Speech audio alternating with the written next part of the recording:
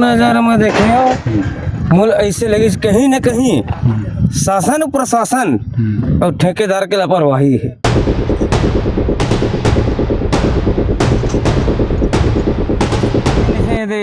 डाल दिन स्लेब गिर के कमा का यार भाई काकर लापरवाही मानता हो आप?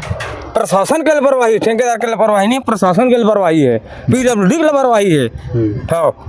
कागज बोल कैसे लापरवाही है? स्ट्रिक्ट है नहीं प्रशासन।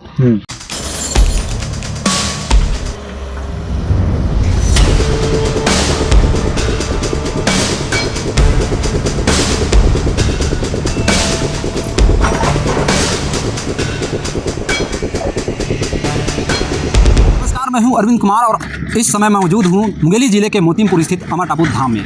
मेरे पीछे जो ये दृश्य आप देख रहे हैं वह केवल गिरी हुई कंक्रीट की स्लैब नहीं है, बल्कि कई गंभीर सवालों को जन्म देने वाली यह घटना है। जरा सोचिए, अगर यह मलबा कुछ मिनट पहले गिरती और उसके नीचे मजदूर, श्रद्धालु या कोई बच्चा मौजूद होता तो क्या आज पूरा छत्तीसगढ़ एक बड़े हादसे पर शोक मना रहा होता। सौभाग्य की बात यह है कि इस घटना में कोई जनहानि नहीं हुई है, लेकिन यह घटना एक बड़ी चेतावनी बनकर सामने आई है। अमरदास गुरु की जय, अमर टापू धाम की जय।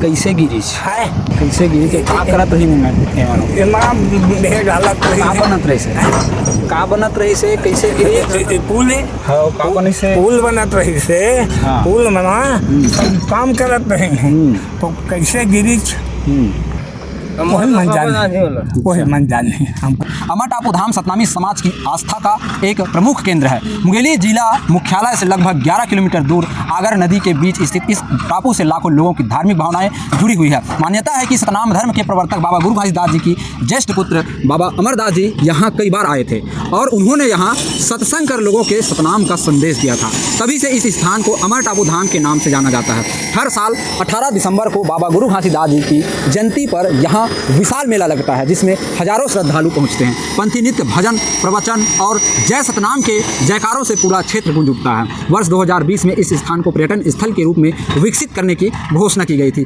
इसके बाद यहाँ सड़क और पहुंच मार्ग निर्माण कार्य शुरू किए गए, लेकिन अब इसी विकास कार्य पर गंभीर सवाल खड़े हो गए हैं। लोग जी बताएंगे कैसे घटना हुई और क्या आपने देखा। अभी अमर टापू के पास आगर नदी में पुलिया निर्माण का कार्य चल रहा है। वो अजाक्स मशीन का जो गियर था, जो बैक करना था, वो फॉरवर्ड लगा दिया ड्राइवर। उसी गलती के कारण थोड़ा सा सेंटिंग में झटका है और गुटका स्लिप हो गया, लेकिन कोई जनहानि नहीं हुआ है। पूरा लोहा हुआ सब सेंटिंग सब निकाल दिया गया है, उसको पुनः तैयारी कर रहे हैं ढालने का। सर जानकारी ये भी आई कि 3 फीट एक सांप डल रहा है। नहीं 3 फीट नहीं, लेयर बाई लेयर डाल दे, गलत है। फिर 14 तारीख को शेष ढलाई का काम चल रहा था। उसी दरमियान दोपहर 1-2 बजे के करीब स्लेब गिर गया करके आवाज़ आई। आकर मैं देखा जी कि स्लेब पूरे नीचे आ गई थी और इस काम में इसके पहले भी एक स्लेब ढलाई हो चुका है। सर जिम्मेदारी किसकी होगी फिर इस मामले पर? जिम्मेदारी हम सभी की जिम्मेदारी है। हम लोग जिम्मेदारी से कहाँ हट रहे हैं पीछे। क्या कार्रवाई होगी सर इस पर? अब शासन स्तर पर जो भी कार्रवाई होगी वो स्वीकार है हमें।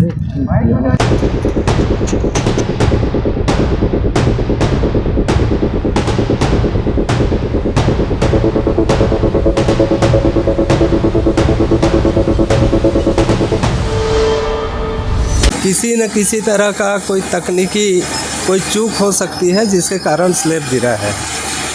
किसे आप दोषी मानते इस तरह की? नहीं, अब दोषी इसमें विभाग के जो अधिकारी हैं वो इसके सही कारण को बता पाएंगे, और जब तक सही कारण सामने ना आ जाए किसी को दोषी कह पाना उचित नहीं है।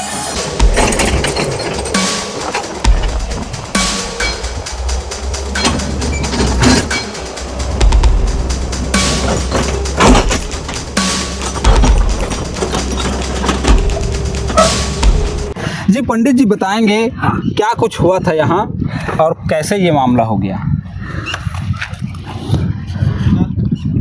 ये मामला तो अब बनावत है तेने जान ही होला तो हम नहीं जाना। निर्माण विभाग के अंतर्गत यहाँ लगभग 1.10 किलोमीटर लंबे पहुंच मार्ग का निर्माण कार्य किया जा रहा है। निर्माण एजेंसी के रूप में क्रांति कंस्ट्रक्शन मुंगेली कार्य कर रही है और इसकी निगरानी विभागीय अधिकारियों तथा इंजीनियरों के जिम्मे है।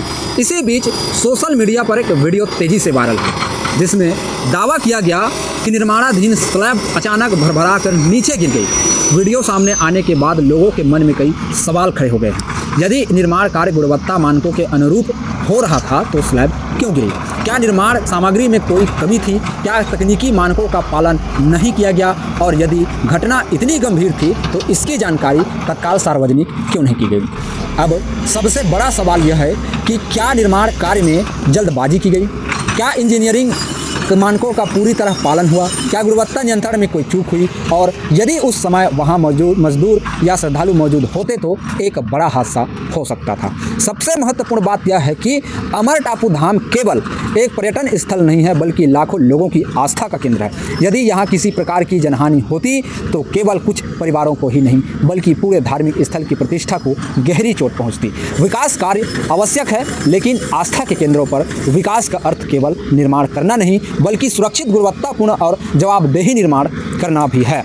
सौभाग्य की बात यह है कि इस घटना में कोई जनहानि नहीं हुई, लेकिन यह घटना एक चेतावनी जरूर है। अब आवश्यकता है कि इस मामले की निष्पक्ष जांच हो, तकनीकी पहलुओं की समीक्षा की जाए और यदि कहीं लापरवाही हुई है तो जिम्मेदार लोगों की जवाबदेही तय की जाए ताकि भविष्य में अमर टापू धाम जैसे पवित्र स्थल पर ऐसी घटना दोबारा ना हो। चैनल पर नए हैं तो अभी सब्सक्राइब कर लीजिए। मिलते हैं अगले वीडियो में। नमस्कार।